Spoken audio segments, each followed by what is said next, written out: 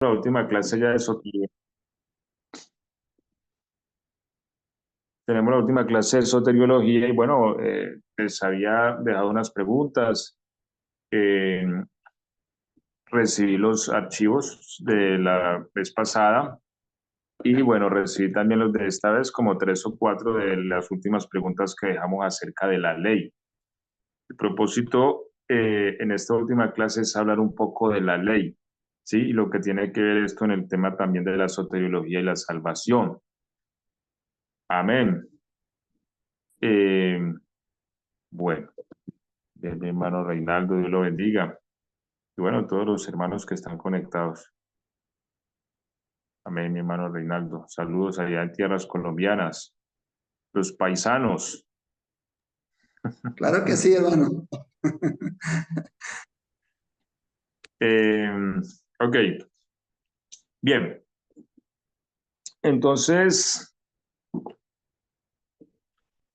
vamos a plantear unas preguntas, ¿sí? Vamos a plantear unas preguntas acerca de esto, ¿no? No solo las que ya hemos planteado, sino vamos a hacer uso de algunas preguntas para ir enfatizándolas.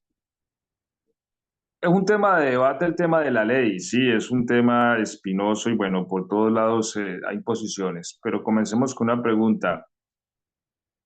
¿Ha dejado de ser la ley o ha dejado de existir la ley? ¿Ustedes qué responden al respecto?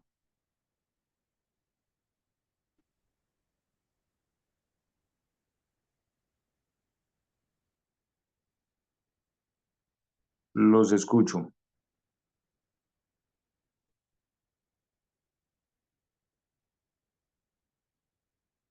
También, mi hermano, ahí quisiera participar y decir un par de palabras. Comenzando, pues, haciendo la distinción para el estudio, ¿no es cierto? Nosotros sabemos que la ley que Dios otorgó al hombre, pues, son 613 mandamientos, ¿no? Incluidos los 10 mandamientos de la ley moral de Dios. Para nuestro estudio, la ley se ha dividido en tres categorías: la ley civil, moral ¿cómo es? Ley civil, Cerem- moral y ceremonial. Ya. Entonces, eh, partiendo de lo que dice el libro de Romanos, pues que ya el antiguo pacto Dios lo cumplió en Cristo, ¿sí? Y salió el nuevo pacto, ya, el pacto de la gracia.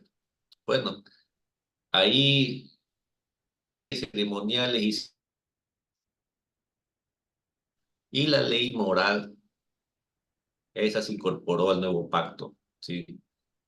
Porque en esa parte, pues Dios es inmutable, ¿sí? Pero no significa que la ley como tal, el antiguo pacto y los 613 mandamientos están vigentes ahora para la iglesia de Cristo. No, eso sí no. Lo que sí, la ley moral de Dios se incorporó en lo que es el nuevo pacto. Entonces estamos hablando de un nuevo pacto diferente al antiguo pacto, con diferentes promesas. El antiguo pacto en ningún momento ofreció salvación a nadie. Sencillamente fue un ayo que dice la Biblia, y ayo significa un tutor, un guía para llevar a la salvación, la cual se consumió en Cristo. Entonces eso debemos ser bien puntuales. Y la iglesia de Cristo lo único que tiene que hacer es vivir en la gracia. Los que quieren desvincularse de la gracia y regresar a la ley, Pablo le dice: de la gracia habéis caído todos aquellos que queréis regresar a la ley. Eso está bien explícito y bien claro en la palabra. Ese es mi aporte, mi hermano. Gracias, mi hermano Juan Carlos. ¿Quién tiene otro aporte?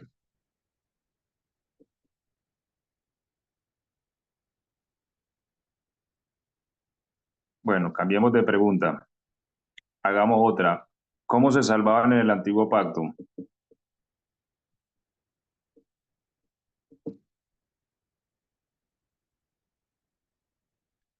¿O cómo operaba la salvación para los que nacieron en el antiguo pacto?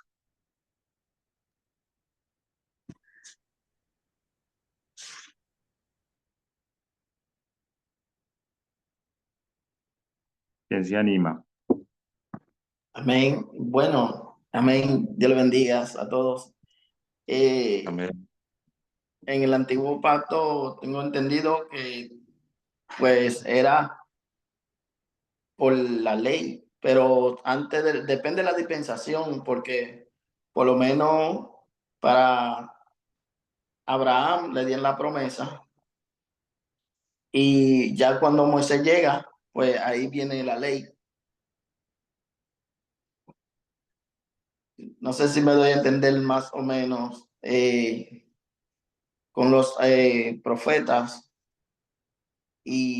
pero es como el hermano Juan Carlos dice, que la ley no le ofreció la salvación a nadie. O sea, todos era como para acercarnos para lo que había de venir, que era Jesús.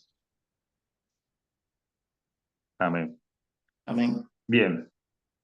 Gracias, mi hermano Alejandro. Ok. Bueno, la ley está ordenada en 613 mandamientos, ordenanzas, estatutos y decretos. Esos 613 mandamientos, ordenanzas, estatutos y decretos componen todo lo que es la ley de Dios. ¿Qué es lo que ocurre con la ley? A ver, el tema a veces plantea confusión en algunos aspectos, pero la ley en sí, toda la ley es buena, santa y justa, eso dice Romanos 7:12. Ahora, si la ley es buena, santa y justa, ¿por qué habría de quitarse? Si es buena, ¿dónde está el problema del antiguo pacto? O sea, lo que sí sabemos es que el antiguo pacto tiene un problema, y eso sí lo dice la Biblia, que no puede perfeccionar a los que se acercan por medio de él, ¿cierto? Eso lo dice Hebreos. El antiguo pacto tiene un problema bastante delicado, pero el problema no está en la ley, no. El problema está en el hombre, ¿sí? La Biblia dice, porque lo que era débil para la ley, ¿sí? ¿Por qué? Por la carne. Porque lo que era imposible, perdón, para la ley, lo que era imposible para la ley, ¿por qué? Por causa de la carne. Que era imposible para la ley perfeccionar al hombre. La ley nunca se dio para perfeccionar al hombre. Ahora, ¿qué es lo que quiero resaltar con el tema de la ley? Que toda la ley en sí sigue existiendo. Lo que pasa es que, a ver, nosotros a veces adquirimos mucho la forma de la ley, la forma, más no el principio subyacente del mandamiento. A ver, me explico. El apóstol Pablo dice, porque en la ley está escrito, no pondrás bozal al buey que trilla. Y él hace una pregunta. ¿Pablo dice Dios esto porque se preocupa por los bueyes o lo dice por nosotros? Dice el apóstol Pablo. Y él mismo contesta y dice, efectivamente lo dice por nosotros, ¿cierto? Y le dice a los hermanos, entonces, y si nosotros plantamos en ustedes lo espiritual, será mucha cosa si cosechamos lo material. Entonces, lo que Pablo está diciendo es que el mandamiento no pondrás bozal al buey que trilla sigue existiendo hoy, solamente que no se dijo inicialmente o inicialmente lo que Dios quería revelar a través del mandamiento no era que lo preocupara mucho el animalito que estaba trillando, sino que sí lo preocupa que la iglesia no tenga responsabilidad con sus obreros. Básicamente era lo que Pablo estaba diciendo. Ahora, ¿qué es lo que ocurre con la ley? Muchos aspectos de la ley, sobre todo en su parte ceremonial, es una figura, ¿sí? Es una figura y es una sombra. A ver, ¿quién nos ayuda a leer por ahí Hebreos 8, capítulo 5?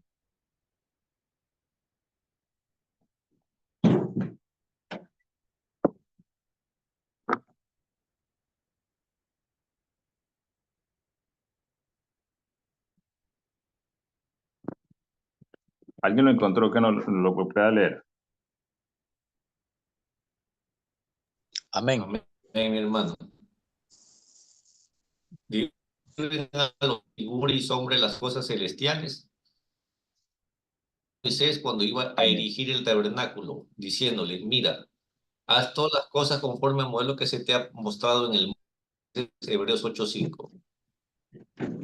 Ok, gracias, mi hermano Juan Carlos. Entonces, la ley es una forma Amén. didáctica, ¿sí? Sobre todo la parte ceremonial, es una forma didáctica en la que Dios empezó a revelar la voluntad de Dios para el hombre. Entonces, yo les hago una pregunta, por ejemplo, ¿en Cristo existe la circuncisión o no?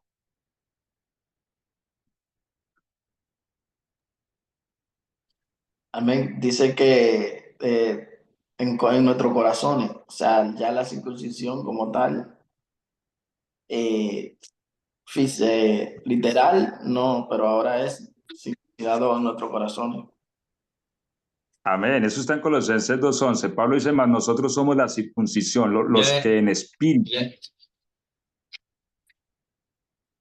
Señor. Amén, amén.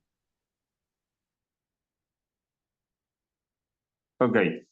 Pablo No, dice allá en para Colosenses ratificar lo del 2:11. hermano, que la circuncisión ya no es física, sino espiritual. Claro, entonces, la circuncisión, ahora lo que yo quiero resaltar es que la circuncisión sigue existiendo. Lo que no existe es la práctica en la carne, en el corte del prepucio, pero tiene que haber circuncisión porque los profetas dijeron que, profetizaron que nunca un incircunciso podría entrar al templo, ¿cierto?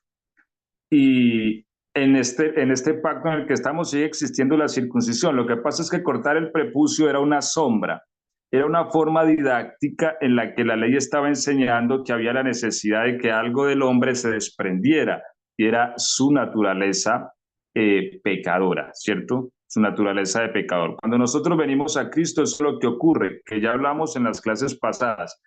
Cristo nos elimina, o más bien ya fuimos eliminados, pero venimos a experimentar esa realidad por medio de la fe, y eso es la circuncisión. Entonces, a lo que quiero llegar es que los mandamientos dados por la ley siguen existiendo hoy en su forma real, en su forma, eh, o sea, ya se desvela la forma didáctica y ahorita viene la realidad.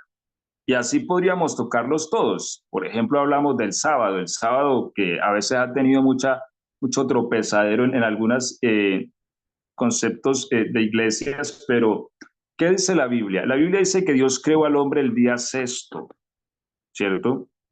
Dios pudo haber creado al hombre el día uno para que le ayudara a crear todo lo demás, o al menos para que le ayudara a ordenar, ¿cierto? Pero no, Dios lo crea el día sexto y es la última creación que hace. Dios crea al hombre y a la mujer, y una vez termina el día sexto, ellos entran en el reposo del Señor, que es el día séptimo. Lo que el Señor nos estaba enseñando es que el propósito de Dios es que el hombre reposara. Ese siempre fue su deseo.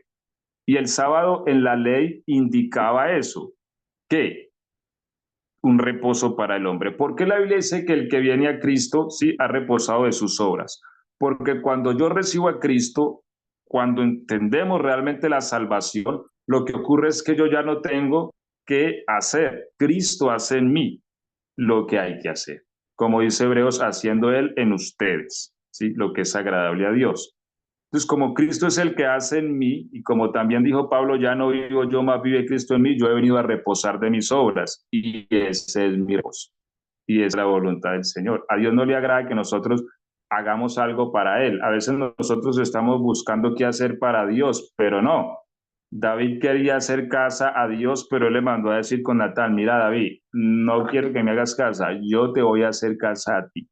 Entonces, en ese sentido, eh, la ley, aunque en su parte civil, sí, aunque su parte moral era más directa, en su parte ceremonial era muy didáctica, ¿sí? Entonces, no es tanto que una parte de la ley dejó de existir y otra no, porque la naturaleza de la ley es eterna, ¿cierto? Y la ley hace parte del sistema, el sistema legislativo del reino de los cielos, y eso es inmutable. Es decir, el reino de los cielos no cambia. Entonces, lo que pasa es que el mandamiento ahorita se quita el velo, o se quita la forma en que se metabolizaba, se quita la forma didáctica y aparece la realidad del mandamiento. Eso es lo que quiere decir Cristo cuando dice, o cuando dice allá en Mateo 5:18, no crean que yo he venido para abrogar la ley, no, he venido para cumplirla. Esa palabra cumplir quiere decir completarla. Es decir, yo vine para que el mandamiento venga a tener su expresión como debe de ser, ¿cierto? Porque ni una jota ni una tilde de la ley pasará. Es lo que dice entonces el Señor. Entonces nosotros estamos ahorita en la realidad del mandamiento, ¿sí? Pero el mandamiento siempre ha existido, nunca ha dejado de existir, solo que en su parte ceremonial era muy didáctico, ¿sí? Era muy didáctico. Nosotros hoy día, al igual que en la antigüedad, tenemos un sumo sacerdote, tenemos a Cristo, y cada vez que nosotros entramos a la presencia de Dios, lo hacemos por medio de Cristo Jesús, con su sangre. Allá se mataba un cordero a las 9 de la mañana y otro a las 3 de la tarde. Bueno, nuestra Pascua ya fue sacrificada y el sacrificio de Cristo fue tan perfecto que yo puedo hacer uso de él las 24 horas del día, ¿sí? Para venir delante de Dios. Entonces, esa era la problemática. Ahora, la ley en sí no necesita cambios porque, como ya dice Romanos 7:12, la ley es santa, justa y perfecta. El problema con la ley no era la ley en sí, el problema con el pacto antiguo era el hombre, ¿sí? El hombre siempre ha sido el problema, siempre ha sido el meollo. Entonces, el hombre es el que necesita ser quitado en medio, eliminado, ¿sí? Ahora, hay que resaltar que el antiguo pacto tenía muchos impedimentos, ¿no? De hecho, el reino de los cielos se empieza a anunciar con Cristo. Y el reino de los cielos lo que anuncia es unas condiciones distintas para el hombre. En el antiguo pacto seguía existiendo la fe. A veces pensamos que la fe es una cuestión únicamente de la gracia, pero la salvación en el antiguo pacto igual se daba por la fe. El que sacrificaba el cordero lo que estaba era confesando uno que iba a venir. ¿Sí? Nosotros confesamos uno que ya vino y me salvó. Ellos creían en uno que iba a venir y me iba a salvar. Era una cuestión temporal. Si ellos creían que iba a venir, nosotros creemos que ya vino. Ni ellos lo habían visto, ni nosotros lo hemos visto.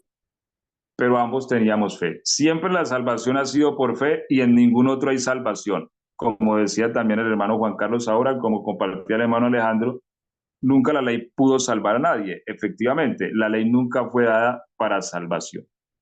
Siempre la salvación, tanto en la antigüedad como ahorita, ha sido por medio de la fe en Cristo Jesús.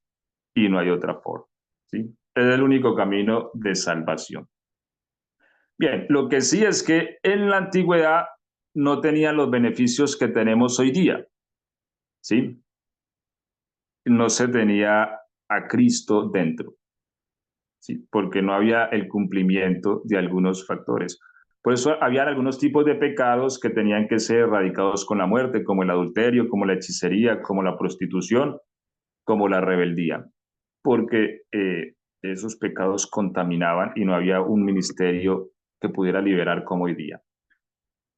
Ok, entonces, ¿cuál es el propósito de la ley? Es una de las preguntas que habíamos dejado, ¿cierto? El propósito de la ley, como ya muchos también respondieron en el trabajo que me enviaron, básicamente era demostrarle al hombre que es malo. Ese era el propósito principal de la ley. Entonces, la ley es buena, santa y justa, es lo que dice Pablo. Pero yo soy carnal, vendido al pecado. ¿Cuál es el problema con el ser humano? Que el ser humano siempre se considera a sí mismo buena persona. Todos nos consideramos en cierta medida buenas personas. Así que lo que la Biblia dice es que donde no hay ley no se culpa de pecado. Claro, es evidente, ¿cierto? Donde no hay ley no se puede culpar de pecado. Ejemplo, en Colombia se da mucho la situación de que no se puede andar dos personas en una moto, por lo menos dos hombres.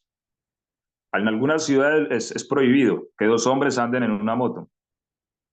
Entonces, eso es una ley. Y si dos hombres andan en moto, pues si la policía los detiene, les va a quitar la moto, porque están quebrantando una ley. Pero antes de que esa ley operara, pues andar dos personas en una moto no era malo. ¿Por qué? Porque no estaba el mandamiento. Una vez el mandamiento aparece, entonces se hace malo el asunto. ¿Me hago entender? El mandamiento lo que hace es que vivifica el pecado, le da vida. Es lo que dice Pablo en Romanos 7, ¿sí? El mandamiento vino, entonces el pecado tomando ocasión por el mandamiento vivió o revivió, ¿sí? O tomó fuerza y me mató a mí. De manera que lo que se me fue dado para vida me termina matando. Y ahí es donde él pregunta, entonces la ley es mala, y él dice, en ninguna manera. No es que la ley sea mala, el problema es que el malo soy yo, ¿sí? Ahora, Dios da la ley para demostrarme a mí que soy malo. Porque, como les decía, el ser humano tiende a autojustificarse, a decir, es que yo soy buena persona, es que, bueno, yo no he matado ni he robado, pero eso no me hace a mí que no sea yo un asesino o un ladrón en potencia. Hay un dicho que dice que la ocasión hacia el ladrón. Entonces, Pablo dice, yo no sabía lo que era la codicia, hasta que vino el mandamiento, no codiciarás. Cuando vino el mandamiento, se despertó en mí toda clase de codicia, ¿cierto? Toda codicia. Y el mandamiento que era para vida, ahora me mata. Usted no ha visto que usted le dice a un muchacho, no haga tal cosa, y eso como que despierta algo en él, y más rápido lo hace, ¿sí? ¿Por qué? Porque activa una ley natural que hay en el hombre, se llama la ley del pecado. La ley del pecado se activa con el mandamiento. Cuando el mandamiento viene y dice no haga, se activa la ley del pecado y me arrastra a hacer eso que me dijeron que no hiciera. Entonces, el propósito principal de la ley era demostrarle al hombre su incapacidad. Es decir, el Señor toma todos sus mandamientos y le dice al hombre, mira, ¿quiere vivir? Aquí tiene la ley, cúmplala. Dios sabía que el hombre no podía hacer eso, pero el hombre no sabía. El hombre necesitaba convencerse de su condición para poder encontrar un Salvador, ¿sí? Ahora, eso en cuanto al propósito de la ley. Yo les voy a hacer otra pregunta. ¿Qué significa caer de la gracia?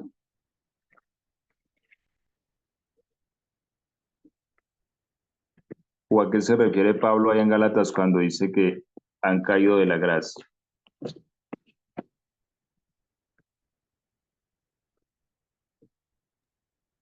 Dios le bendiga, mi hermano. Bendiciones para Amén, todos. hermano. Pues lo que considero, hermano, es que ellos, pues, como querían de alguna manera regresar atrás a lo que ya era una figura y ahora ya era una realidad, entonces ellos caían de la gracia, porque habían dejado a Jesús y querían volver como a judaizar, querían volver nuevamente a los antiguos mandamientos que eran una figura y que ahora ya era un cumplimiento total. No sé si. Amén. Gracias, mi hermano Oscar. Ok, vamos a leer Hebreos 8:10. ¿En qué consiste el nuevo pacto? Vamos a leer Hebreos 8:10.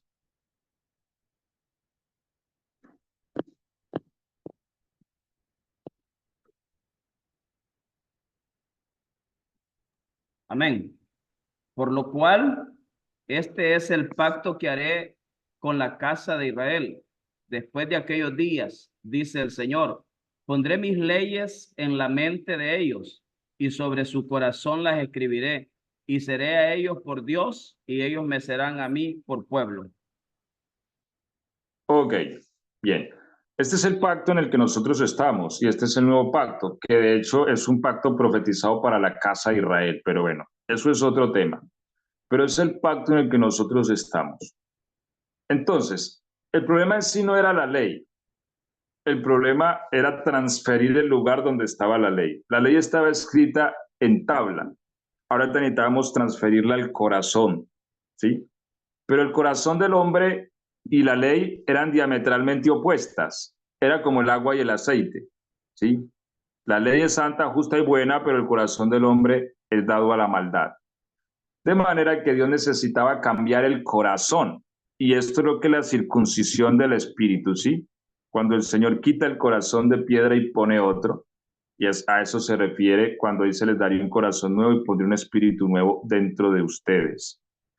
Ok. Entonces, de allí donde, recapitulando, ¿sí? Lo que pasa en la cruz es que el Señor nos pone allí en Cristo, ¿sí? Dios nos pone allí en Cristo y nosotros somos muertos. De manera que la naturaleza de pecado es eliminada.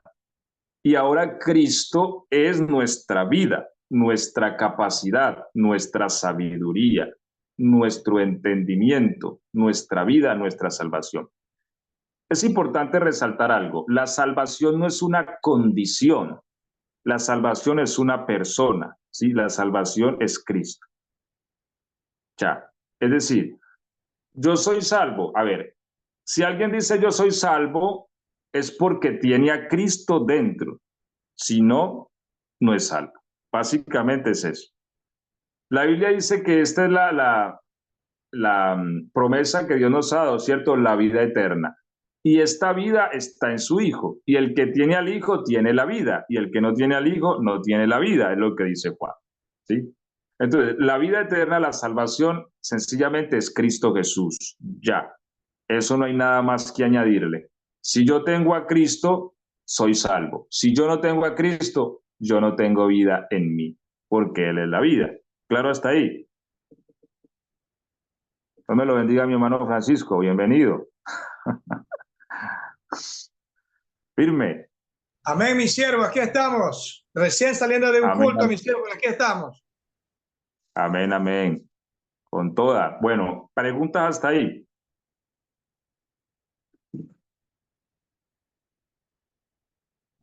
Ok. Entonces, vamos a Romanos 7, que es la experiencia de Pablo. ¿Sí?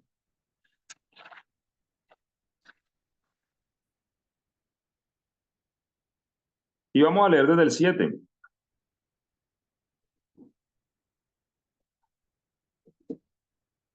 O más bien, vamos a leer desde el 1. Vamos a leer. Dice, ahora, ¿acaso ignoráis, hermanos? Pues hablo con los que conocen la ley, que la ley se enseñorea del hombre entre tanto que éste vive. Porque la mujer casada está sujeta por la ley al marido mientras éste vive, pero si el marido muere, ella queda libre de la ley del marido. Así que si en vida del marido se uniere a otro varón, será llamada adúltera, pero si su marido muriere, es libre de la ley. De tal manera que si se uniere a otro marido, no será adúltera. Así también vosotros, hermanos míos, habéis muerto a la ley mediante el cuerpo de Cristo, para que seáis de otro, del que resucitó de los muertos, a fin de que llevemos fruto para Dios, porque mientras estábamos en la carne, las pasiones pecaminosas que eran por la ley obraban en nosotros, en nuestros miembros, llevando fruto para muerte. Pero ahora estamos libres de la ley por haber muerto para aquella en que estábamos sujetos, de modo que sirvamos bajo el régimen nuevo del Espíritu y no bajo el régimen viejo de la ley. Ok, ¿qué quiere decir aquí Pablo con esto? A ver, todo ser humano vino a ser maldito, porque la ley dice, maldito el que no permanece en toda esta ley, ¿sí?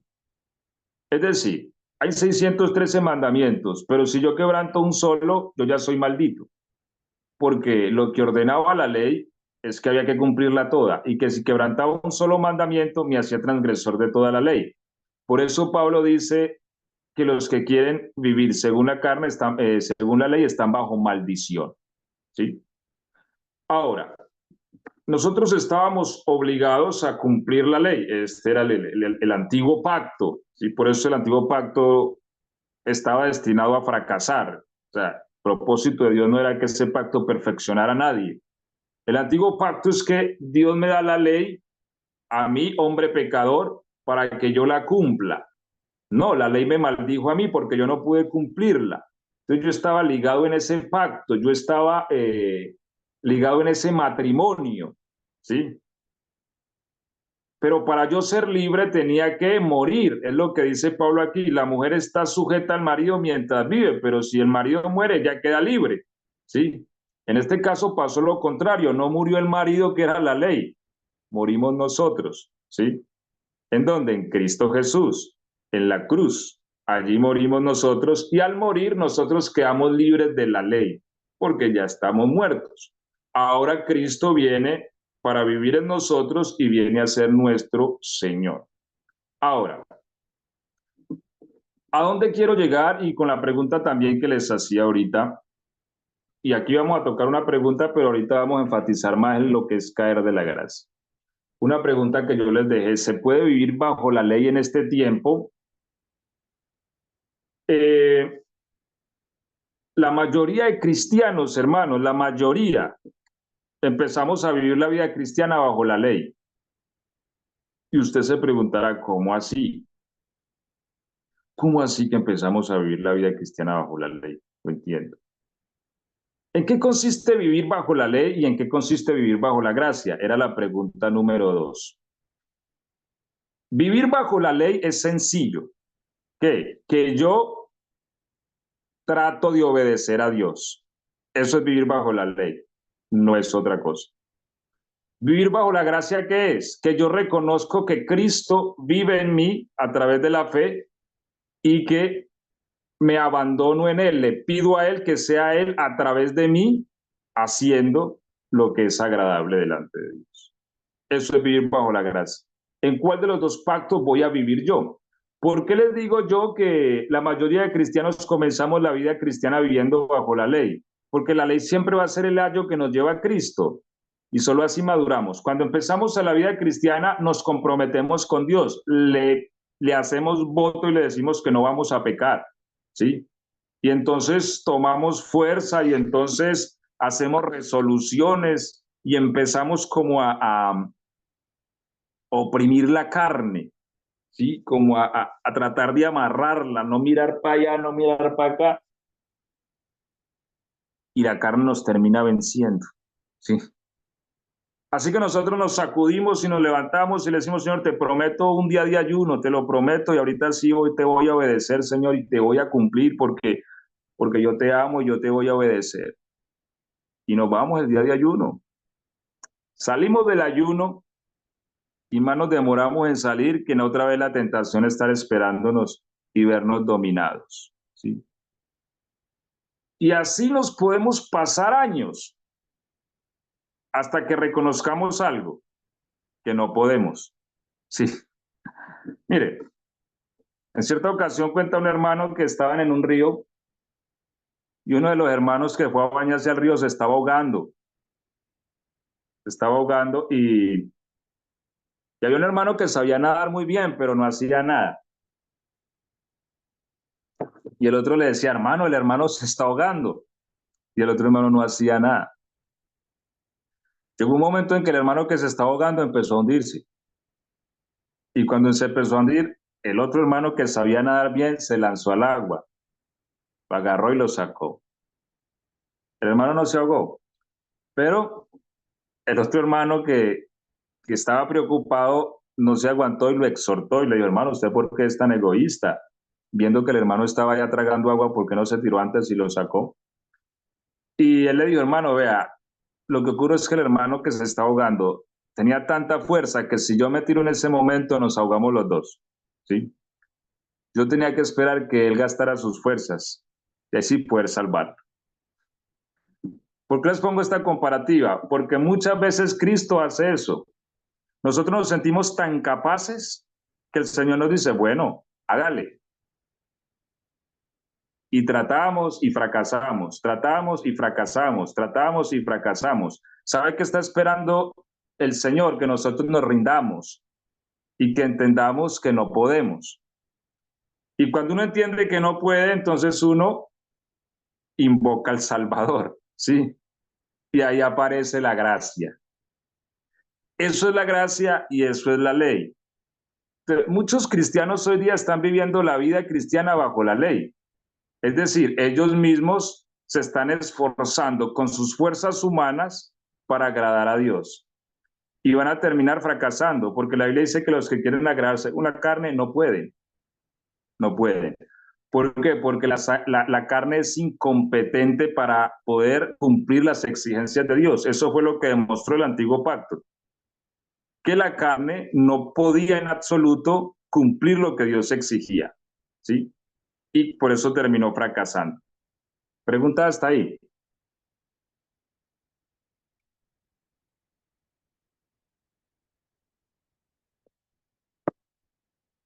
Ninguna. ¿Todo claro? ¿Sí? Ok. Continuamos. Entonces, esa es la diferencia entre vivir bajo la ley y vivir bajo la gracia. Yo vivo bajo la ley cuando el mandamiento está fuera, escrito en tabla, pero no aquí adentro. Entonces yo observo el mandamiento y procuro cumplirlo, pero me doy cuenta que en mí no hay fuerzas para cumplirlo, ¿sí? Batallo contra lo que me domina y el pecado termina dominándome.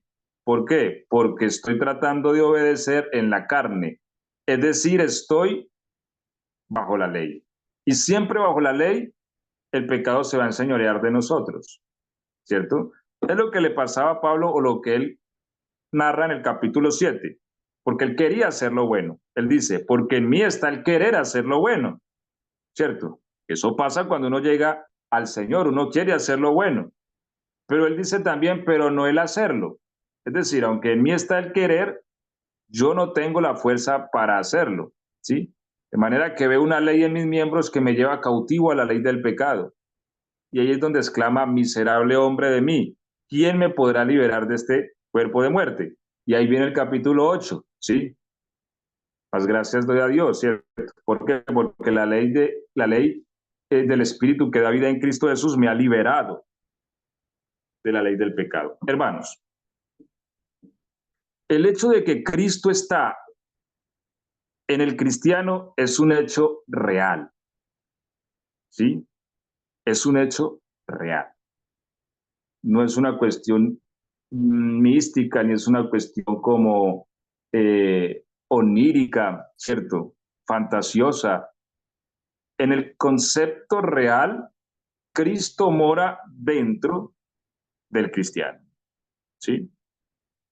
Pero, ¿qué es lo que ocurre, hermanos? ¿Y en qué consiste la salvación? Como la salvación es Cristo y Cristo es Dios, la salvación es un poder impresionante, es un poder que nosotros acá no podemos dimensionar ninguno.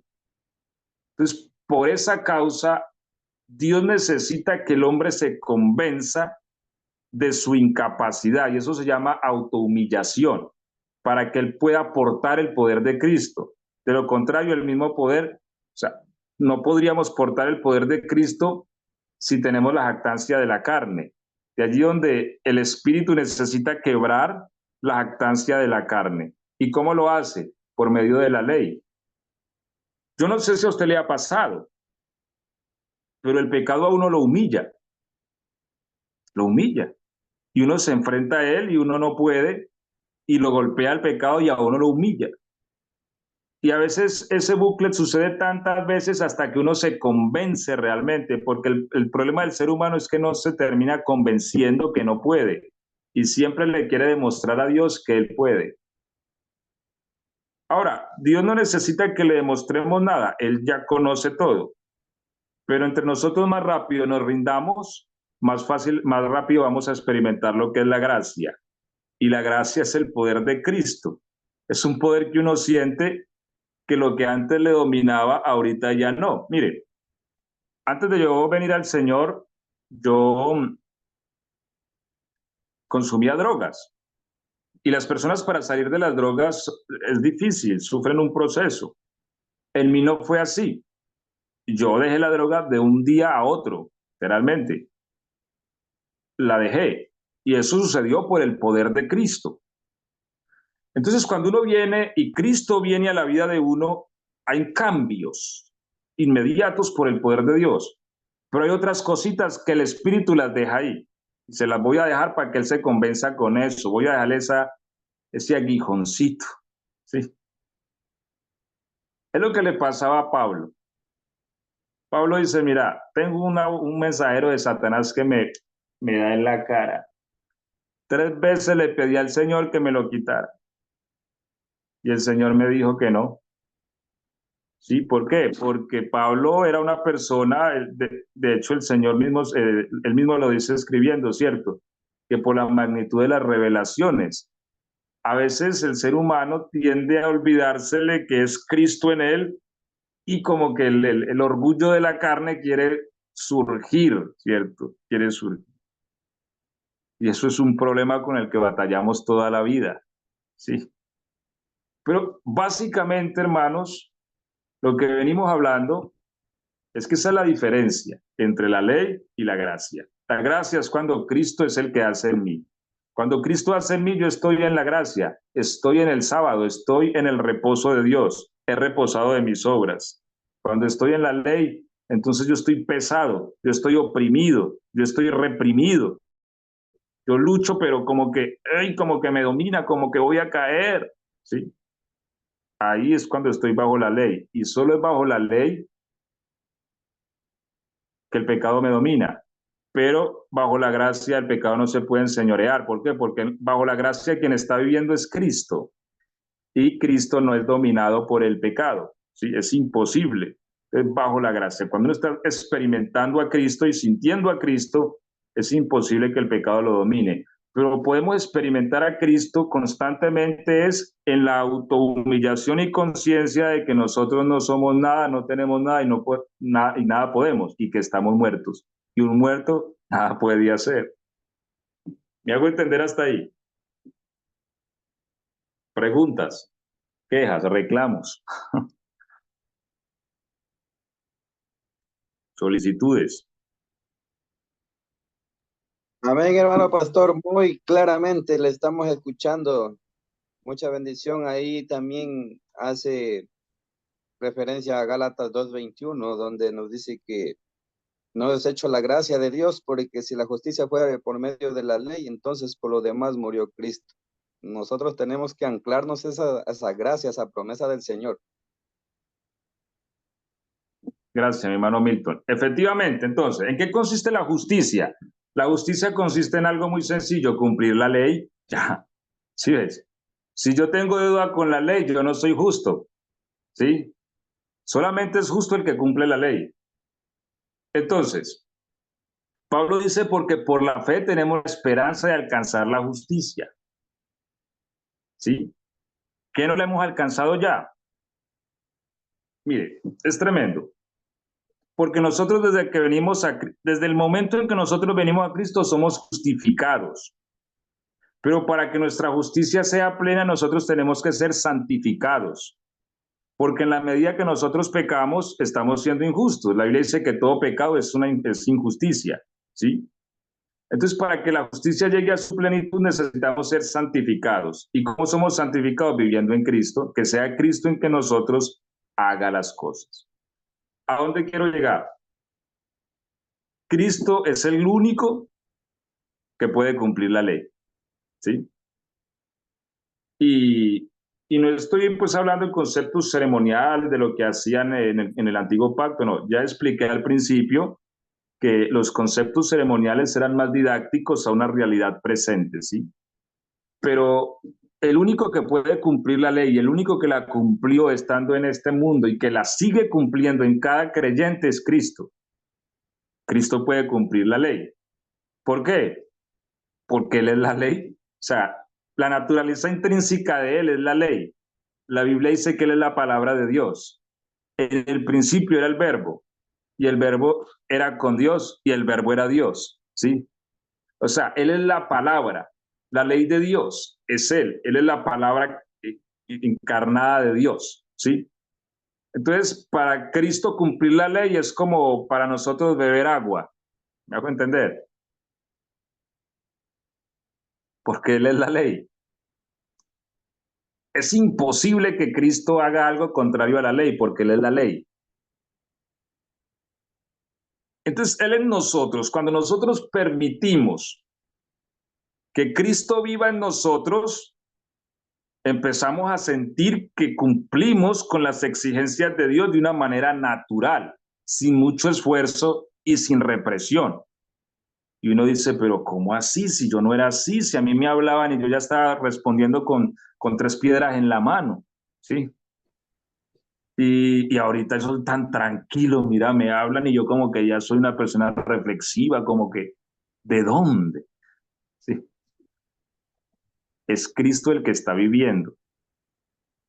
Eso es lo que le pasaba a los apóstoles, ¿no? Que si estos de dónde sacan esa sabiduría, si esta gente pescadores del vulgo, esta gente mal hablada, y ahorita hoy cómo hablan de lindo, cómo hablan de bonito.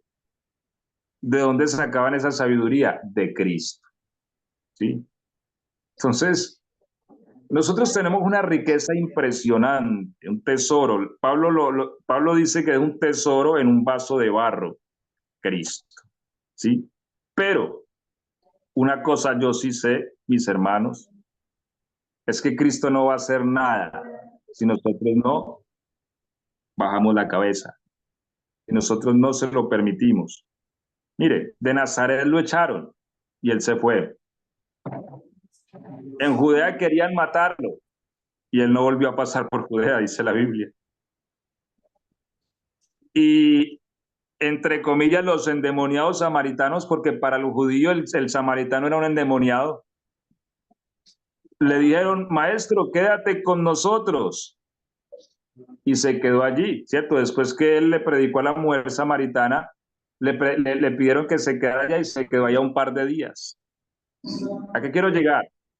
El Señor se queda donde lo invitan y se va de donde lo echan. ¿Me hago entender?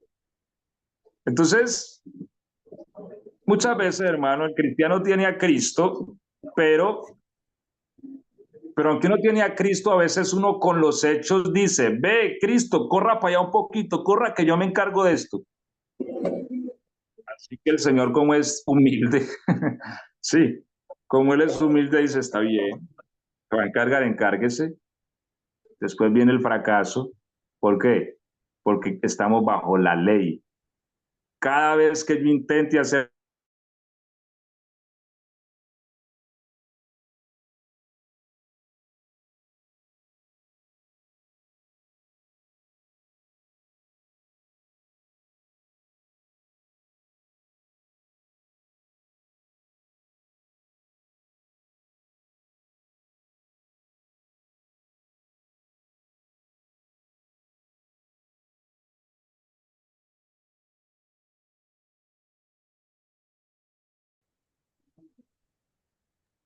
Amén, pastor. Estamos concentrados, que esto está bueno.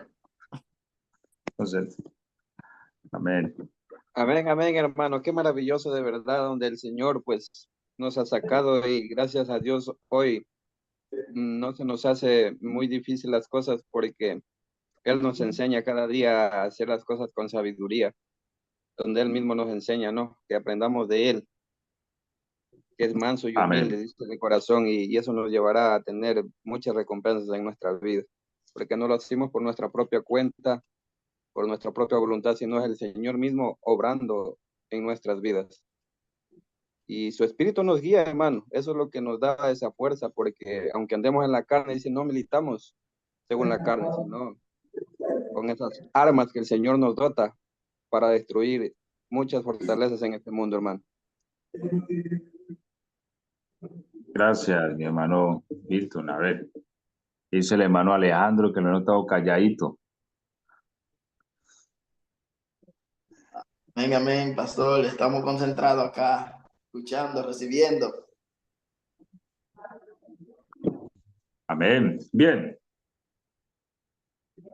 Entonces,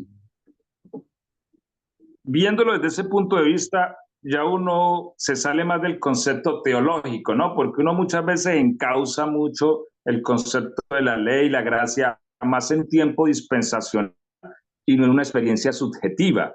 ¿Me hago entender? Como que, no, la ley fue algo que ya pasó y tal vez yo hoy día viviendo bajo la ley, ¿cierto? Porque la ley también puede llegar a ser una experiencia subjetiva. Hoy día yo puedo estar viviendo bajo la ley. Eso es lo que dice Pablo a los Gálatas. Ustedes empezaron bien, arrancaron en el espíritu. ¿Qué pasó? Pues que ahorita se están volviendo, ¿sí? Empezaron en el espíritu y van a terminar en la carne, porque querían agradar según sus propias fuerzas, según su propio camino y no el del Señor, ¿sí? Y a eso entonces es cuando él les dice que si alguien quiere circuncidar, se ha desprendido de Cristo, ha caído de la gracia. Cuando uno cae de la gracia,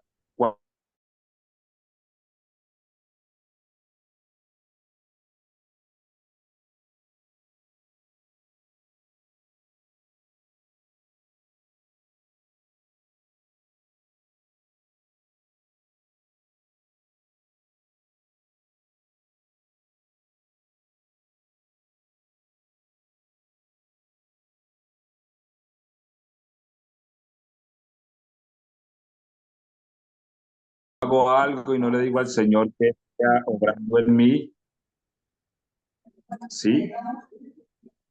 Yo hago con la carne lo que hago. Si yo puedo levantarme y predicar un sermón sin haber orado, sin decirle a Cristo, Señor, seas tú en mí haciendo las cosas, yo estoy bajo la ley, ¿sí? Y he caído de la gracia. Si yo puedo levantarme a un escenario y cantar sin doblegarme delante de Cristo y decirle, Señor, hazlo tú a través de mí para que alguien sea alimentado, yo estoy bajo la ley y he caído de la gracia. ¿Por qué? Porque estoy tratando de servir a Cristo con las fuerzas de la carne y no con el poder del Espíritu. ¿Sí me hago entender? Entonces, esta cuestión de estar en la ley o estar en la gracia es una cuestión diaria y es un ejercicio que tenemos que vigilar. Pero cuando uno aprende a ver a Cristo obrando a través de uno, uno dice, hermano, no, esto es maravilloso. ¿Yo qué me voy a poner a confiar en la carne? Si la carne lo que me deja en vergüenza cada rato por ahí. Aprende uno a abandonarse en el Señor, a confiar en Él.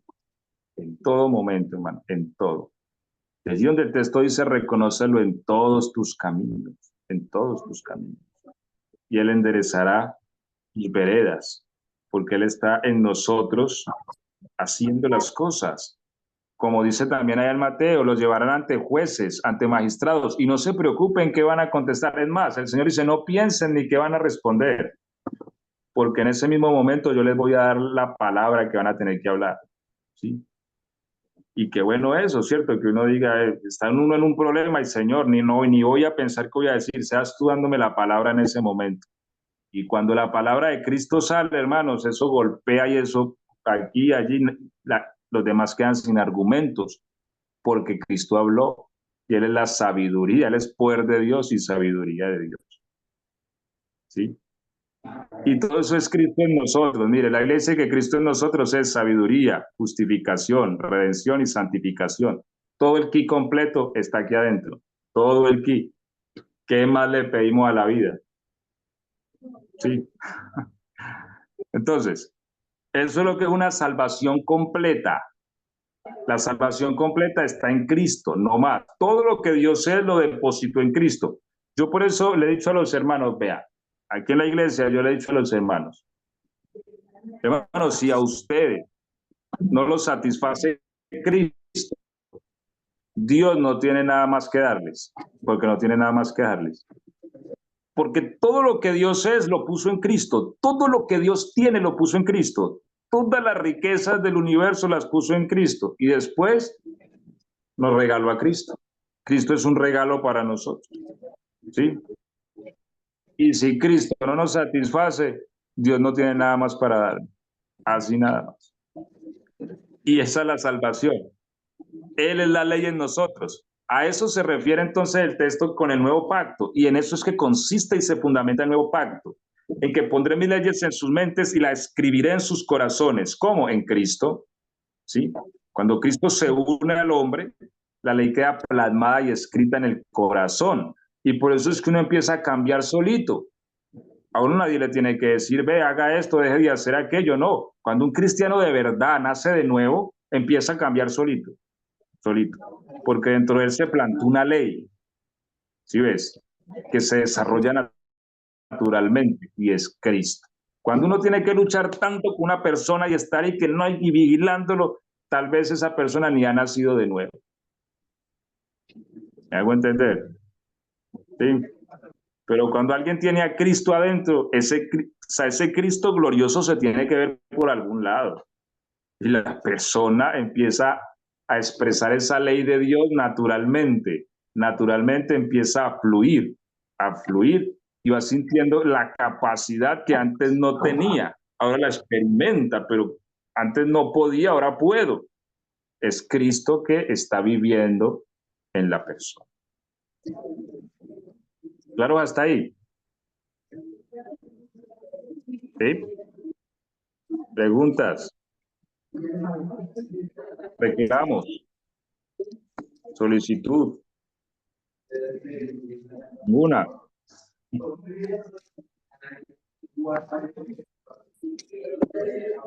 Calladitos, muy calladitos. Quieren compartir. Están tan calladitos hoy.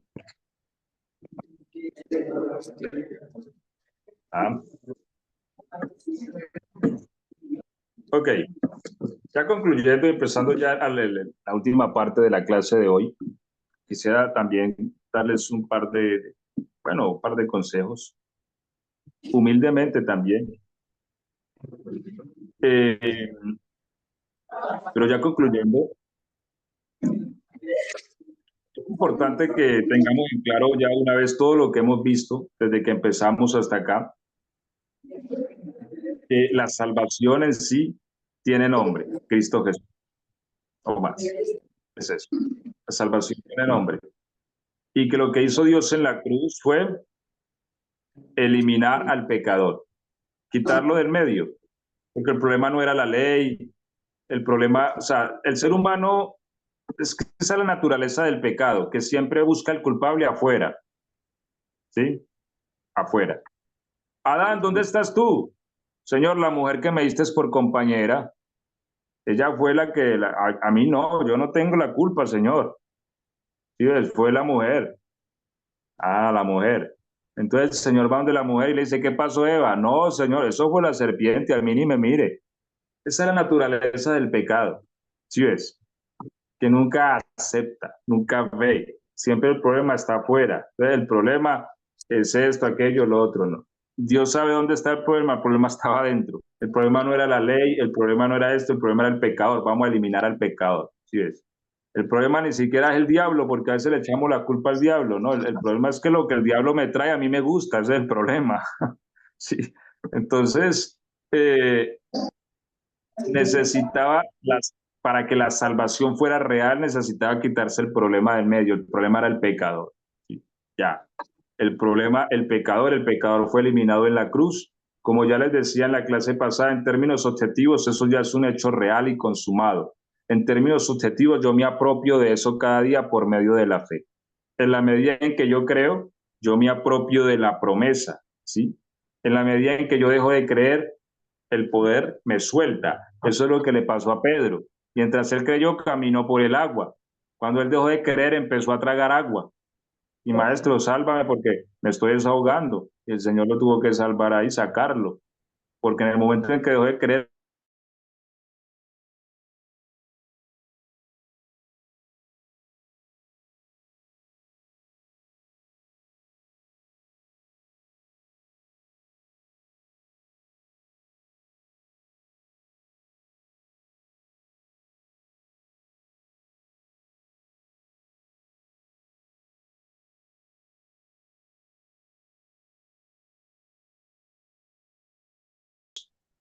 no nos está llamando a una presión psicológica de algo que es irreal, no. Si la Biblia dice, así entonces ustedes considérense muertos al pecado, es porque el glorificados en Cristo. Dios lo hizo. Ah, pero ¿cómo es que yo me siento vivo? Como nos sintamos, eso no importa. Hay algo que yo he aprendido, hermanos. Y esta frase, las cosas no son como las percibimos. Las cosas son como Dios dice que sean y ya. ¿Sí ves? Si Dios dice que es así, así es. Así yo no lo entienda. Él sabe más que yo.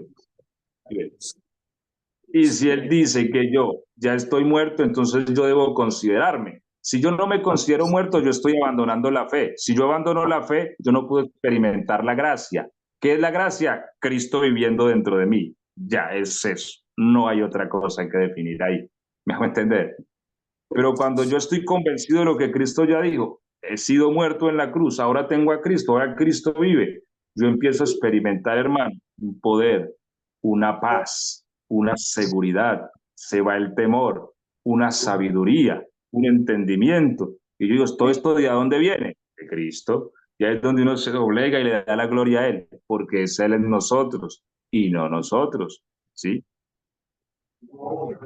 Y ahí uno tiene que tener cuidado porque a veces el ser humano tiende a querer quedarse con la gloria y el honor del Señor. Y ahí también viene el quebrantamiento nuevamente.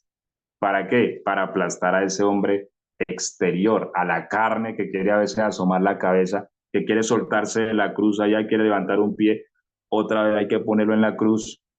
Y muchas veces por eso Dios trae quebrantamientos en nuestra vida, para que entendamos que no somos nosotros, sino Cristo en nosotros. ¿Ok? Bien. Esto en cuanto a la doctrina de la salvación, este es el planteamiento pues que a través de estas 4 clases les traje, todo el proceso, la problemática, cómo Dios lo enfrenta, cómo Dios lo soluciona, y es Cristo, ¿sí? Básicamente el que hace todo. No sé si hay una pregunta hasta ahí, o si alguien quiere aportar algo.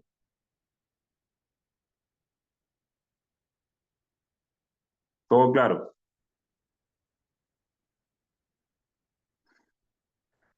Ok, bien. Hay un consejo que quería compartirles ya al final, ¿sí? En cuanto a lo que es el estudio y todo lo que...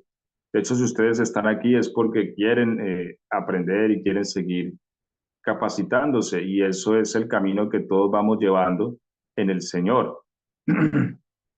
Hay una materia, no sé si ustedes la han visto o la irán a ver, o no sé si estarán en Pénsul ahora del el módulo los módulos que tienen ahorita, que es apología, dentro de lo que es la teología. La apología consiste en la argumentación de lo que yo he creído, ¿sí? Y en la defensa de lo que yo creo. Entonces, eso es importante en el sentido de que a veces uno, a veces uno es un poco temeroso a exponerse a una o algo que uno no ha escuchado antes, ¿cierto? ¿Sí? O a algo que tal vez es diferente a lo que yo he creído. Pero a veces uno le toca estudiar un poco inclusive para poder argumentar y encontrar una verdad. Me explico.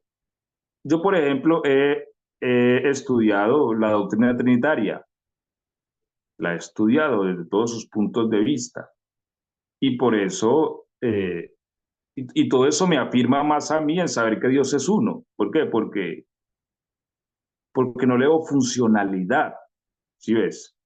Y no le veo el soporte como tal que ellos dicen tener. Entonces, uno comprender también los argumentos de la otra doctrina es importante a la hora de uno poder exponer y hacer apología de lo que uno cree, ¿cierto? Entonces, eso en cuanto a muchos otros temas, porque en la teología siempre habrán contraposiciones, ¿sí ves? Por ejemplo, el hermano Sergio nos compartía, creo, en cierta ocasión acerca de los arminianos, de los calvinistas. Esto dice que la salvación se pierde, estos dicen que no, y siempre uno se va a encontrar con muchas situaciones así. Pero dentro del estudio de la teología es bueno, pienso yo, uno poder saber los argumentos que estos proponen y los argumentos que estos proponen. ¿Me hago entender? Y una vez uno conociendo los argumentos claramente, uno puede sopesar realmente cuál está más cerca de la revelación bíblica, ¿sí? Porque, porque a veces uno se blinda de algo y dice, no, como no es lo que yo creo, no lo escucho. A ver, no me refiero a, yo sé que ustedes son personas maduras y me entienden, ¿sí? No me refiero a que tengo que escuchar aquí y allí esto, no, sino que a la hora de estudiar, sí me refiero al tema de estudiar uno un tema, una posición, poder comprender, bueno, cuál es la posición que estos proponen, analicémosla, miremosla, cuáles son sus argumentos, tiene viabilidad, no funciona, no tiene fundamento bíblico lo suficientemente sólido. Y siempre, por supuesto, asidos de la palabra, sí, asidos. Y segundo, toda teología tiene que funcionar en la práctica, porque hay teologías que no funcionan en la práctica y al no funcionar en la práctica deben ser replanteadas. ¿Sí ves? Me explico, a ver, les pongo un ejemplo. La Biblia dice que el Señor Jesucristo sana y salva, y lo creemos, ¿cierto? Pero también eso se puede demostrar, ¿sí? Si eso no se pudiera demostrar, entonces, ¿cómo podríamos realmente comprobarlo? Entonces, la teología habría que replantearla, ¿sí? Entonces, la teología debe ser demostrativa y debe funcionar en la práctica, ¿sí? ¿Me hago entender? Entonces, pues quería compartirles también ese punto de vista porque eso le enriquece a uno también a la hora de poder compartir con otras personas y saber también uno cómo allegarse a ciertas personas que tienen tal vez una creencia distinta. Y siempre una buena argumentación puede convencer más que de pronto uno estar discutiendo con una persona, ¿cierto? Pero una buena argumentación convence, ¿sí? Una argumentación que va siendo guiada por el Espíritu Santo. Seguramente que, porque de eso se trata también el ganar almas. La Biblia dice que derribando todo argumento y toda altivez que se levanta contra el conocimiento de Dios, ¿sí? Y llevando cautivo todo pensamiento a la obediencia a Cristo. Esa argumentación bíblica es muy poderosa. Bueno, no sé si alguien tiene algo que compartir, algo que decir. Y así Amén, vamos. hermano. Sí, señor. Buen pastor, Dios le bendiga, muy buenas noches. Buenas noches a todos nuestros hermanos. Creo que sí ha sido un tema muy importante lo de soteriología y cómo lo ha venido estructurando y llevando a cabo durante estos 4 clases que hemos tenido, muy puntuales en cuanto al tema, muy excelente. Le felicito que Dios lo siga usando cada día más y vemos, ¿no? Claramente que el reflejo de Cristo en nuestras vidas, pues, ¿no?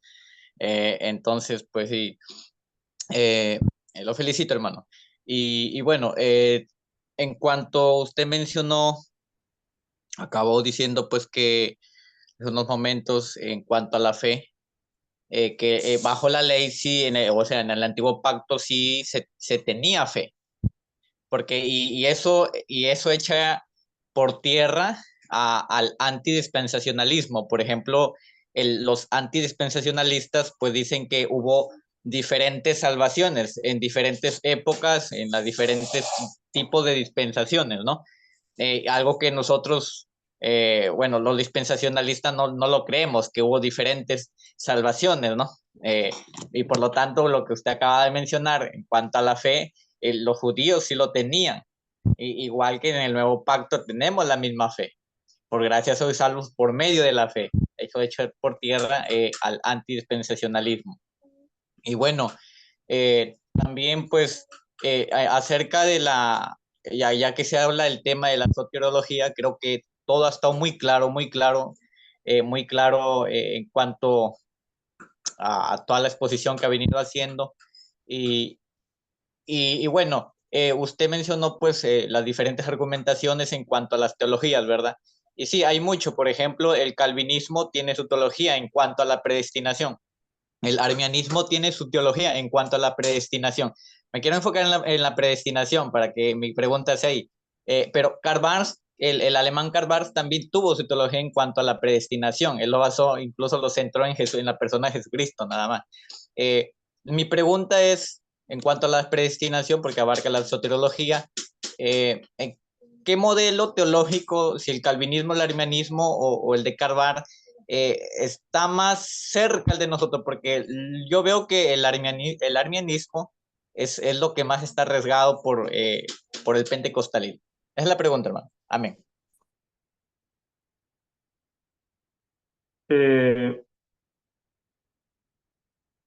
Pues yo no lo adopto tanto, digamos ya en mi experiencia personal como arminianismo o calvinismo, ¿cierto? Porque sí he analizado los fundamentos de cada uno, y pues se necesitaría todo un espacio, obviamente, para argumentar, pero el tema no deja de ser complejo. Yo no lo defino completamente, no, la salvación sencillamente sí se pierde o la salvación sencillamente no se pierde, en mi experiencia, ¿no? Cada vez que yo entro a profundizar en el tema por ambos lados tiene argumentos fuertes, en el sentido de que, a ver, por ejemplo, si una persona nace de nuevo, es una pregunta que es un poco compleja a veces de deducir. Si una persona nace de nuevo por el Espíritu, eh, entonces tiene vida eterna. Ahora la pregunta es, si esa persona nació de nuevo, puede morir de nuevo, y si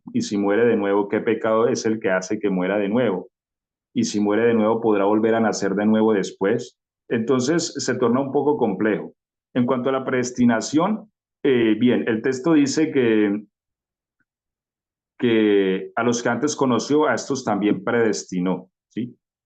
Lo que me llama la atención es que la palabra conocer está antepuesta a la palabra predestinar.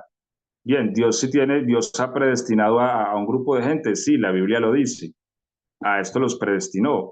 El texto está escrito: a los que conoció, a estos predestinó; a los que predestinó, a estos llamó; a los que llamó, justificó; a los que justificó, glorificó.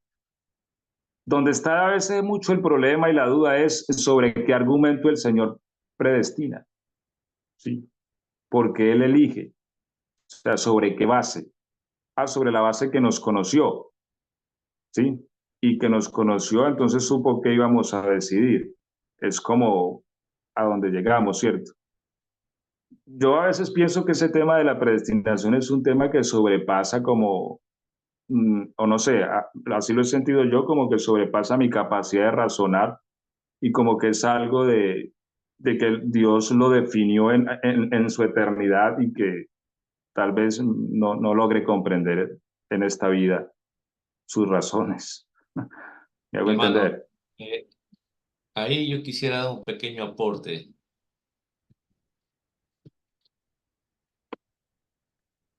Sí, sí. Ahí hay algo que quiero decir. Por ejemplo, Dios dice que el hombre tiene libre albedrío para decidir lo bueno y lo malo, ¿no es cierto? Ah, y es así, la salvación está abierta para todos por igual, sino que el hombre en su libre albedrío acepta o rechaza, sino que aquí estamos dejando de lado lo que es un atributo de Dios, la soberanía de Él. Entonces, dentro de la soberanía de Él está el atributo de omnisciencia, presciencia y todo eso, ¿no es cierto? Y Dios, como usted lo dijo, Él sabe, Él es atemporal. Al frente de Él está fuera de la línea de tiempo. Al frente de Él está el pasado, presente y futuro. Y lo ve de un vistazo, todo junto. Entonces, por eso es que Él dice que predestinó, porque ella conoce el futuro de todos. Pero sin embargo, el hombre tiene la voluntad de tomar el camino que él desea, sino que ahí está la soberanía de Dios, su omnisciencia, que lo sabe todo. Entonces él sabe que el hermano Alejandro se va a apartar de Dios, que el hermano Gerson va a ser fiel hasta el final y va a adquirir la corona, ¿no es cierto? La salvación. El hermano Reinaldo también, el hermano Milton no, ya, etcétera, etcétera. Solamente un pequeño ejemplo, ¿ya? Es por su atributo o omnisciencia, pero de ahí en sí el hombre tiene libre albedrío.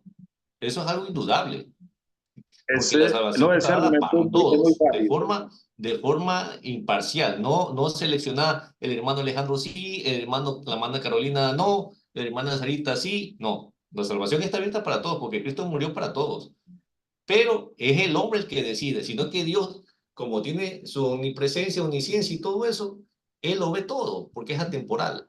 Entonces es un atributo solo de Dios.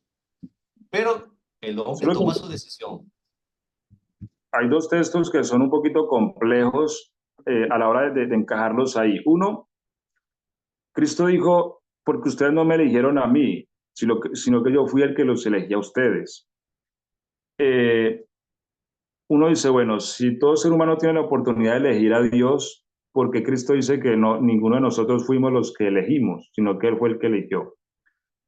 Y segundo, lo que dice también Pablo, creo que es a los romanos, que dice que Dios amó a Jacob y aborreció a Esaú, dice, y esto lo hizo antes que nacieran, antes que cualquiera hiciera algo para que quedara demostrado que Dios no elige basado en las obras, ¿sí? Sino que Él es libre de elegir a quien Él quiere. Pues así lo propone Pablo, y lo deja uno como cabezón, ¿cierto? Como, bueno, pero ¿cómo así? Porque uno dirá, no, pues es que Jacob pues, fue obediente o no sé, pero no, Pablo dice, no, eso es, pues, un derecho que Dios tiene, elegir lo que Él quiera y eligió a Jacob y a este no. Lo deja uno ahí como así. Entonces, sí, es verdad, a ver, es razonable el pensar de que Dios en su presencia vio nuestra respuesta ante su llamado y en base a eso eligió.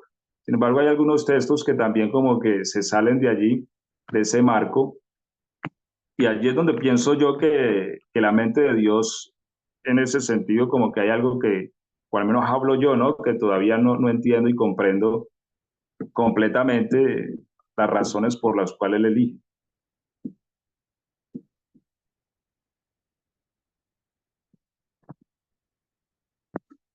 Ok.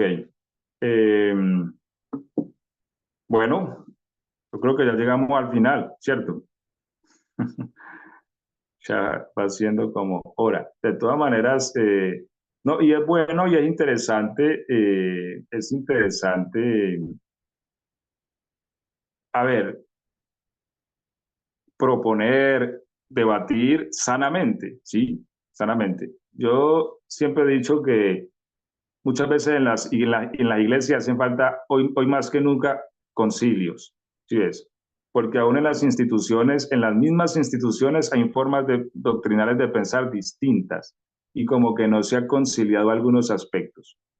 La iglesia de Jerusalén en sus principios tuvo que tener un concilio, porque algunos pensaban que había que circuncidarse, otros que no, entonces venga, juntémonos y esto hay que ponerlo en la mesa y se llega a una verdad.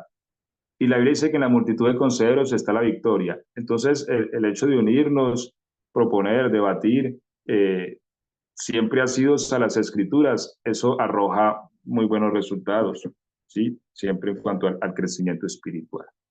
Bueno, de todas maneras, me alegra mucho haberlos acompañado estas 4 semanas. La verdad es que para mí ha sido una alegría, para mí ha sido muy especial también conocerles a ustedes, bueno, lo poco que hemos compartido. Otros no les pude ver el rostro, pero bueno, también están allí. Dios les bendiga a todos. Muchas gracias, muy agradecido. Y bueno, quizás nos volvamos a ver más adelante si Dios nos da la oportunidad, ¿sí? Así que... Bueno, ya yo le entrego al hermano Juan Carlos para que él despida y así concluimos. Bueno, aprovechar también para agradecerle al hermano Andrés Garcés por su participación en este módulo de soteriología y asimismo gracias por las enseñanzas, por su conocimiento, ¿sí? Es muy bueno, como el hermano dice, el conversatorio, ¿no? Porque a veces todos tenemos un punto de vista diferente, somos divergentes en pensamiento, pero siempre estamos enfocados principalmente en lo que es la sana doctrina, ¿verdad? Eso es algo indudable, ¿sí? Pero a veces hay ciertos puntos que tenemos, diferimos en pensamiento, ¿no? Pero eso no significa que estamos completamente errados o no. Sencillamente son pensamientos que tenemos que enfocarlos en lo que está enmarcado en la palabra de Dios. Eso es definitivo. Bueno, vamos a orar para darle gracias al Señor por esta linda clase que hemos tenido. Ya les voy a compartir también todos los trabajos de investigación míos y de repente el hermano también quiere sacar algunos trabajos que nosotros le hemos hecho llegar. Bueno, y hacer una especie de retroalimentación de todo ello, qué cosa está equivocada y qué cosa hay que rescatar de todo eso. Sería muy bueno también, hermano pastor, que se tome ese trabajito de hacer una retroalimentación de todos los trabajos para ver en qué estamos fallando. Sí, eso sería muy interesante también. Bueno, vamos a orar. Gracias te damos, Señor Jesús, por esta linda clase que hemos tenido. Te pedimos que tú sigas bendiciendo a nuestro hermano pastor Andrés, lo sigas guardando y protegiendo. Gracias por esta oportunidad de haberlo tenido en el instituto. Esperemos que sea, Señor, tu voluntad que lo sigamos viendo y sigamos recibiendo tu bendición también a través de él. Te pido también por nuestros hermanos en la iglesia, por nuestros hermanos aquí, colaboradores del instituto y también nuestros compañeros de estudio, que tú los sigas bendiciendo, guardando. Y todo este conocimiento lo podamos aplicar en nuestras vidas personales, en nuestras familias y en nuestra iglesia. En el nombre del Señor Jesús te damos las gracias. Amén y amén. Amén. Gracias. Bendiciones, mis hermanos.